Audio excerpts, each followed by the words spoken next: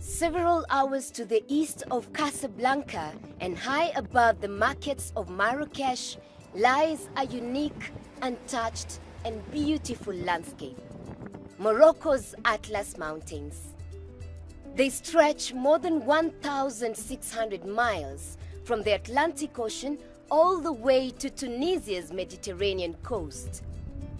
North of the mountains to the seas, there are rolling hills and lush farmland. To the south, Africa's vast Sahara Desert begins. There are several parallel ranges in the Atlas, but these snow-capped peaks, part of Morocco's high Atlas, are among Africa's tallest. This one, Mount Toubkal, rises to over 4,100 meters, more than 2.5 miles high. It's one of the tallest on the continent. The local residents here, the Amazigh or the Berbers, are the original inhabitants of North Africa. Of Morocco's 33 million residents, at least 1/3 speak a dialect of Tamazight, the Berbers' unique language. Like Arab Moroccans, most Berbers are Muslim, but their identity and heritage, from art to clothing to music, is unique. For the Berbers of Morocco's high Atlas, life in the mountains has always been about survival. Even far below the summits, winter times on these mountains can be extremely cold. There are few roads here. Most Berbers use mules to navigate the steep inclines. Many local residents measure distance by how long it takes them to walk to places.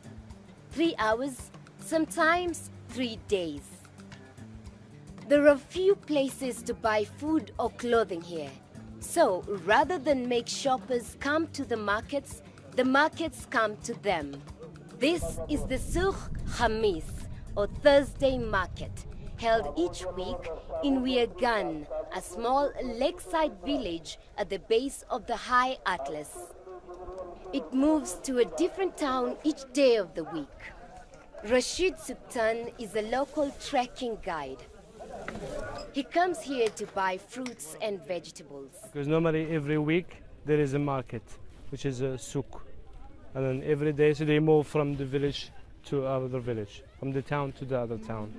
It's not exactly Africa's most bustling market, but in this town, home to just dozens of families, the souk is one of the most important cultural events of the week. Each Thursday, vendors come early.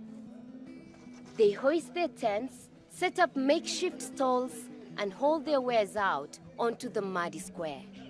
There's nothing you can't get here. Tangerines, winter coats, even second-hand shoes. This man, Abdallah, rode his trusty mule from a village over 5 kilometers away to sell salt. The souk is also a place to socialize, to see old friends over a shared bowl of stew, or perhaps fresh fish, buttered, deep-fried, and like everything else here, sold by weight.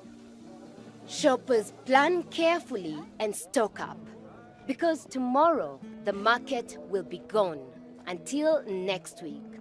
Still, residents say they prefer the simplicity of life in the mountains. It's better than city because in city there's a lot of noisy and a lot of cars also, pollution. But here is nice because it's quiet, fresh air, and also nice to be in the Atlas Mountains. But traveling markets can only go so far. Just a short drive from the Wiagan, high into the Atlas, the road ends. The mountains are dotted with tiny Berber villages built into the side of the rock. For most, electricity and running water are modern luxuries that came within the past decade. Up here, far from the markets, villagers have to be self-sustainable. They grow their own food, raise sheep, And in this community, women weave carpets with modern designs that tell an age-old story of the Berber heritage in Morocco. 48-year-old Fatima Amehan has been making carpets by hand since she was just a young girl.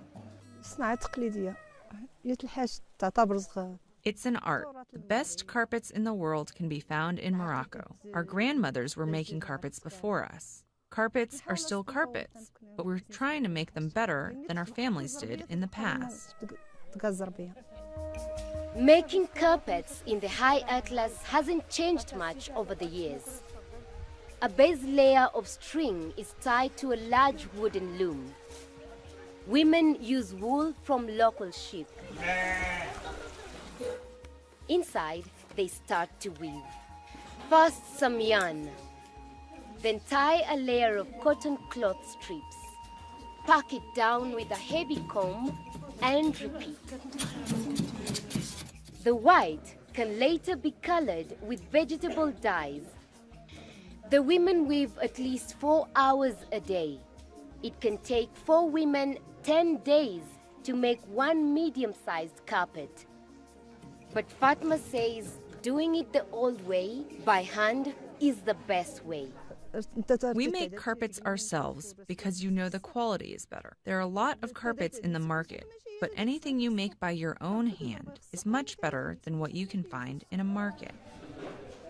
Bigger loops make for bigger carpets, which means better protection against the cold.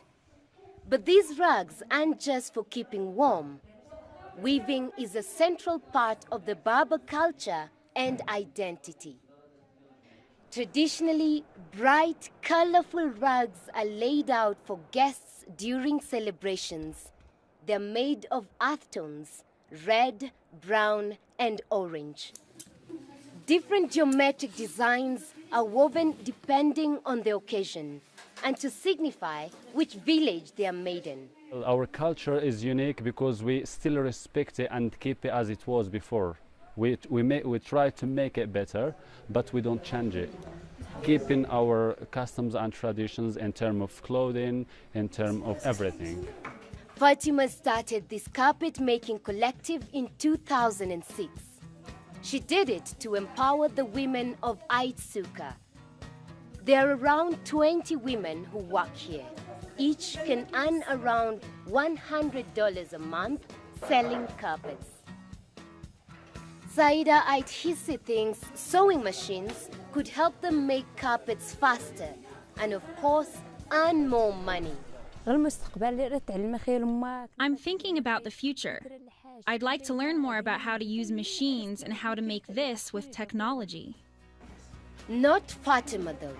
She's been making carpets the same way for 40 years, and she doesn't see that changing anytime soon.